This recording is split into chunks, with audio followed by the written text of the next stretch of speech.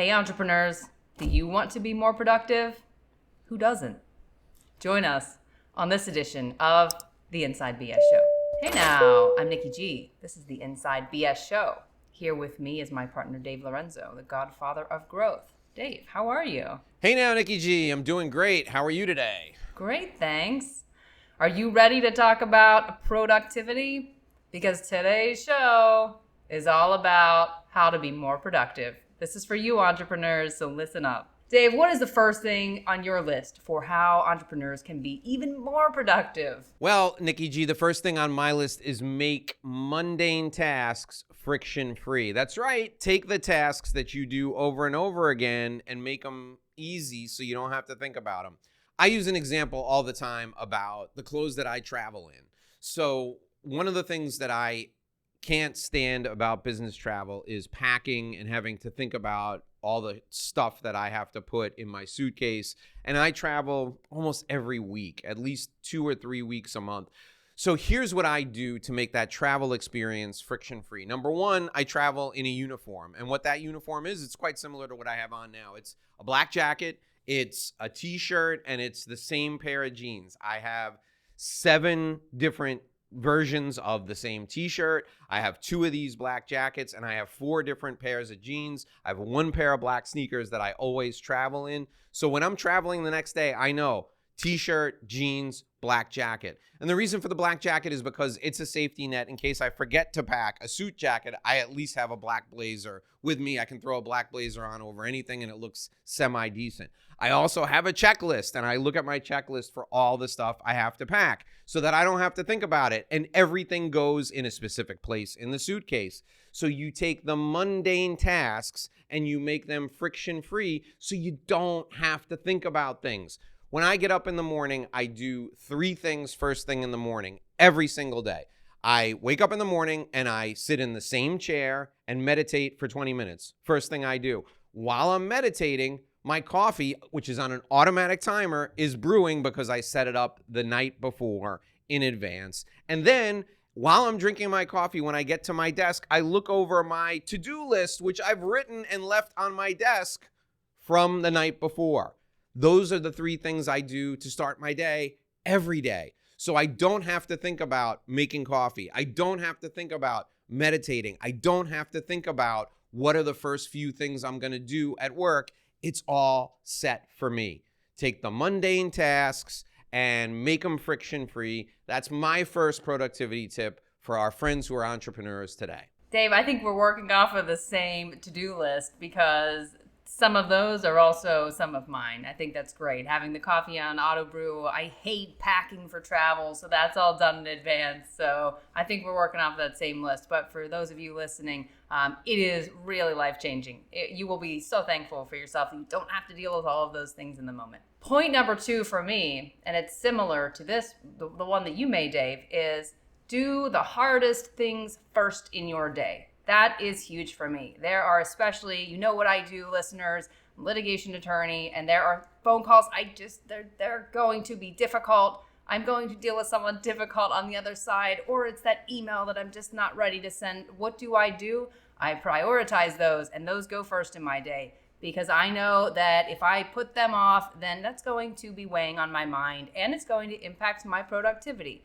So I'm knocking those out first. And I know that I'm going to have to do it. I get through it. And I can't tell you how thankful I am that I do this first. Don't have to think about them the rest of the day. Shift my mindset and then pick away at my day.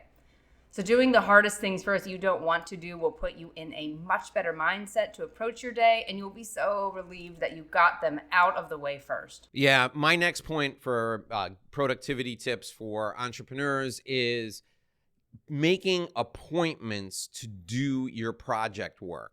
So, Nicola, you go to court, and what happens to an attorney if they just forget or blow off a court appointment? What happens if you have an 8 o'clock hearing and you just don't show up or you forget about it? What happens? No, there's a lot of consequences for that. I mean, look, most severe consequences, your case can get thrown out. And depending upon the type of hearing, yeah, there are huge consequences. You cannot afford to miss any hearing. So you need to take your project work, the work that's going to advance your business, and put an appointment on the calendar for that project work and treat it exactly like you would be treating it if you were a litigation attorney with an appointment in front of a judge for a hearing.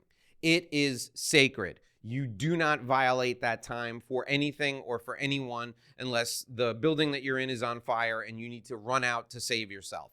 That appointment on your calendar is inflexible. You make an appointment to get your priority project work done, and you keep it on the calendar and do not change it, do not violate it for anything. This is something that I learned years and years ago when I was writing my first book. I could not focus on sitting down to write because there were 30 other things that I had that I thought were more important. You know what happened? 3 months went by, I hadn't written a word, and I had a deadline to submit my work, and I was up against it, and I didn't know what I was going to do. So once that deadline was front and center, I really buckled down, and I focused, and I had some long days ahead of me getting that project done. I learned from that we as human beings are responsive to deadlines. So I put stuff on my calendar and I view it as inflexible. I view it as something that I just cannot avoid. I'll tell you how this has manifested itself outside of work for me. I put an appointment on my calendar, a recurring appointment, and this is going to sound like such a freakish thing to do, but how you do one thing is how you do everything. I put an appointment on my calendar every 2 weeks to get a haircut. It's a recurring appointment, and I put it for the entire year. In January, I sit down and I make an appointment to get a haircut every 2 weeks. I do not miss that appointment for anything. And the reason I don't miss it is not because if my hair goes an extra week, it's going to be too long. I mean, look, I'm at a stage in my life where it's not like my hair grows all that quickly. The reason that I do that is because of the discipline involved. I firmly believe that keeping that appointment to get my hair cut is a symbol of how I do everything else. There's a book by Charles Duhig, Power of a Habit. We'll put the information down in the show notes. And what Charles Duhig says is there are, I think he refers to them as either keystone or cornerstone habits. And there are certain habits that you have in your life that influence everything else. So for example, working out influences your habit for eating. Because if you work out every day, you don't want to make the workout a waste of time by eating more calories than you just burned off in the gym.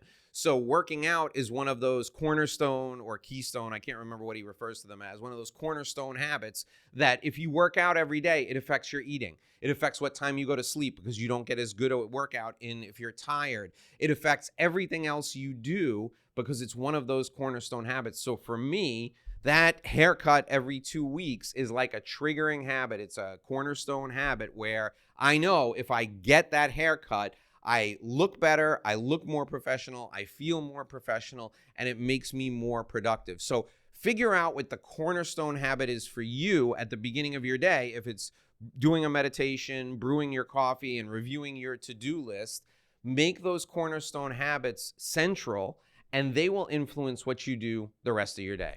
Your thoughts, Nicki G? You know, I say this often, Dave. If it is not on the calendar, it is not going to happen. So even if it is not work related, but it's something that you are looking to get done, it's the haircut for you, Dave. For me, sometimes it's the haircut. Maybe it's getting my nails done, but something that is important. You want to get it done. Put it on your calendar. Why? Otherwise, you're going to schedule right over it and you're not going to get it done. And if it's something that you're really trying to accomplish, maybe for you that out there, it's business development. Maybe you really want to think about, I need to spend time reaching out to people in my network I haven't touched in a while. If you block off time on your calendar to make that happen, you're going to get it done. You've reserved that time. You're going to make yourself get it done by creating that habit. I want to add one more thing to this. You know, even how we do this show, right? You and I have a set time every week that we meet to do the show. And we know how many shows we want to do in a month. And we have that time set on our calendar and we're focused and we keep that time every week, with the exception of if one of us is traveling or if in your case, if you have to go to court or you've got something big, a big project that you're working on. But since we started doing the show, I think we've only missed one of these set times.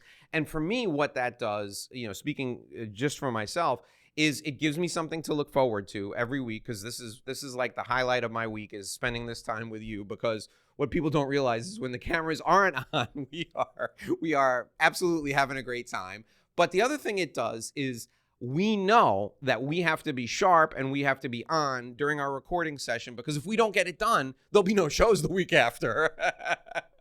So having that in the calendar, making it a sacred time period is what helps us make sure we get these shows done. All right, Nicki G, give us the fourth one, please. The fourth one, this is a big one. Say no. This bears repeating. Say no, entrepreneurs. You get asked a lot. There's a lot of demands on your time. I know that you want to take that extra one-on-one meeting. Someone really wants a coveted lunch spot in your schedule. And there's so many of us, and Dave and I know we both personally struggle with this. You really want to say yes because you enjoy fostering good relationships with those around you. But if you don't know how to say no, it will eat up your time. You have to be able to say no, know when things are not going to be a good use of your time, and you can politely decline them. But that is really a critical aspect that you need to develop in your business, is saying no. I couldn't agree with you more. And you're right. You and I, we talk about this all the time, how we constantly say yes to too many things. And I'm often on the phone with you while I'm driving to an airport for something I should have said no to. And the first thing out of my mouth is, this is a trip I absolutely should have said no to. I think part of the reason we do this is the feeling of guilt you have when you say to somebody, I just can't do that. And you got to stand that on its head.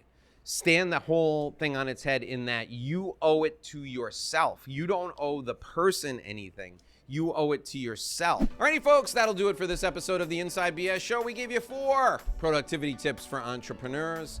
My name is Dave Lorenzo. I'm the Godfather of Growth, and she is Nicki G. And we're here every day with a great new show. We'll see you back here again tomorrow. If you like what you heard, you like what you saw, watch or listen to another show. Until tomorrow, here's hoping you make a great living and live a great life.